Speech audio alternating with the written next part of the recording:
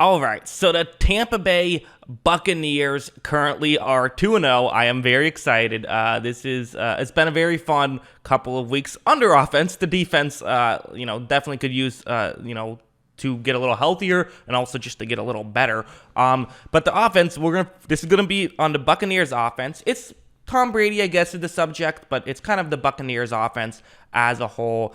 Listen, I mean, 9 passing touchdowns for 2 games for Tom Brady. That's absolutely remarkable. I personally thought he was the best quarterback in week 1, and he might have been the best quarterback in week 2, although there wasn't, a lot.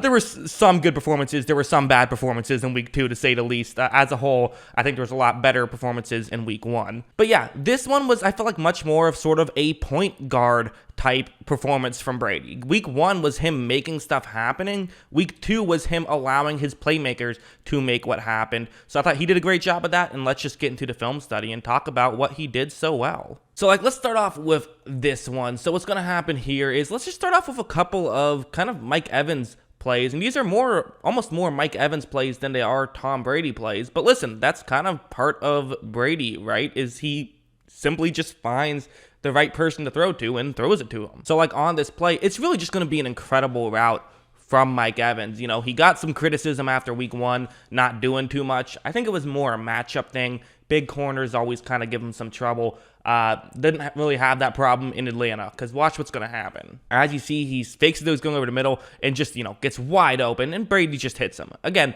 the throw itself, not a big deal, but it's more of a Mike Evans highlight, and also I would say that it's, still a good job from Brady just to make the read and, see, okay, maybe I should throw it to Mike Evans in this situation. This one was another one, so same thing, that goal line scenario, and this is where I think Tampa Bay, this is what they want to use Mike Evans as, and this is why I drafted Mike Evans in fantasy for this reason. I figured, last year he was their red zone target. Well, it seems like that's going to be the case this year with, him and Gronkowski. And watch this one. This one's definitely more of a Brady highlight, I would say, because it's just a perfect throw. But, again, Evans does a great job of getting behind the defender to where he has to turn his back. And also, Mike Evans being 6'5", that makes things easier, as Brady can kind of just overthrow the defender, and he knows that Mike Evans, more often than not, is going to be able to make that catch. So definitely a good play by both of those guys to get, those 2 touchdowns. There was also this one, another goal line thing. And I mean, listen, these are all 1 yard, but hey, scoring that touchdown at the 1 yard line it's a skill, and it's something that not a bunch of teams do, but there's a lot of points there. Games are won and lost inside the red zone. So give Tampa Bay credit for being so successful at that kind of thing, because what's going to happen here is Gronkowski's going to start off blocking, and then he runs a route. Nothing too fancy. Something Tampa Bay does a lot, and something that New England did a lot before Brady and Gronkowski were in Tampa Bay. So watch what happens. Brady takes a snap, runs a play action. He's rolling out. Again, we've seen a more mobile Brady this season. He's using his legs a little bit. Again, he's never going to be Lamar Jackson, but we saw him and also Matt Ryan both, use their legs at points in this game, and they're not exactly known for that.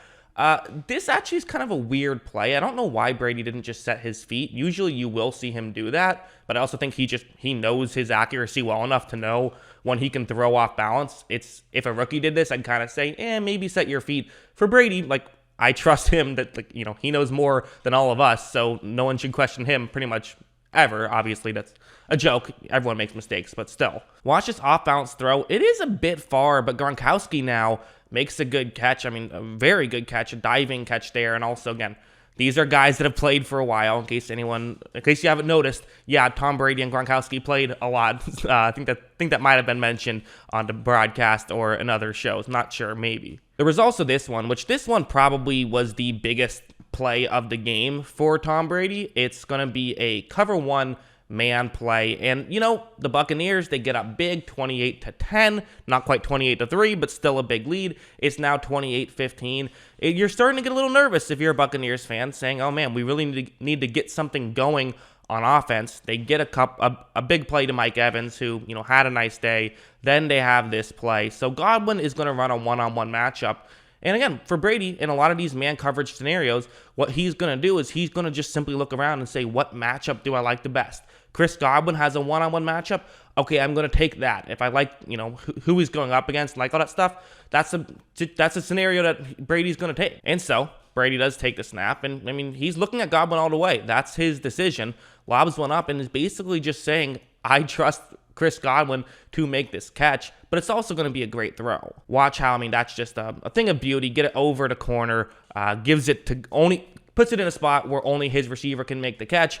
And that's the nice thing about Tampa Bay for Tom Brady is the reality is their receivers are going to be the guys who make that catch a lot of times. There's a good amount of times in football where you say, okay, well, let's just, give our receiver a chance, but then the receiver doesn't make the play. In Tampa Bay, they typically make the play. Now, we can talk about some negatives if we want. I mean, I didn't think this was a perfect day from Brady. This play was just really uncharacteristic and weird. So, important to mention on this play, it doesn't show it on the screen right now, but this is a 3rd and 20. So the first down marker is at the 3-yard line.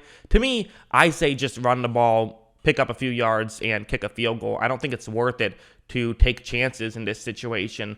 Atlanta is running a 3-man rush, so they're just trying to make sure they don't give up a touchdown here.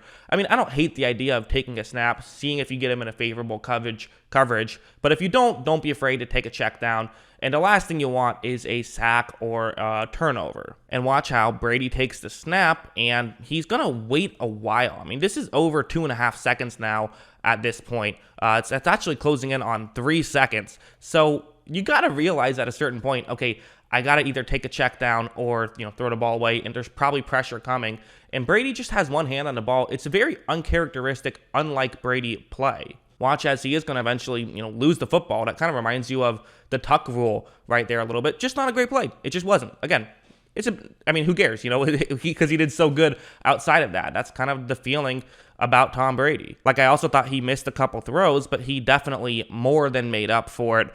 So I think I should be fair. I think I should talk about the negatives, but the pros definitely outweighed the cons. So yeah, I mean, listen, final stat line, 24 for 36, 276 yards, 5 touchdowns, and a 6-yard rush. Bump my microphone. And a 6-yard rush. So that's nice to see. He threw multiple touchdowns to multiple different receivers, Gronkowski and Evans. So the numbers look great, and the tape looks great. He's currently at over 600 yards, 9 touchdowns, and 2 interceptions on the season. And those 2 interceptions, I mean, that's just unfortunate because those weren't his fault. Although the fumble was his fault, and no one pays attention to fumbles for some reason. So I guess, you kind of take one of those back, perhaps. But yeah, as a whole, just an awesome performance. Fun time to be a Buccaneers fan. My dad texted me actually just before I started recording this part of the video, saying it's nice to just nice to have Buccaneers games be fun again. And it really is true. I mean, you think about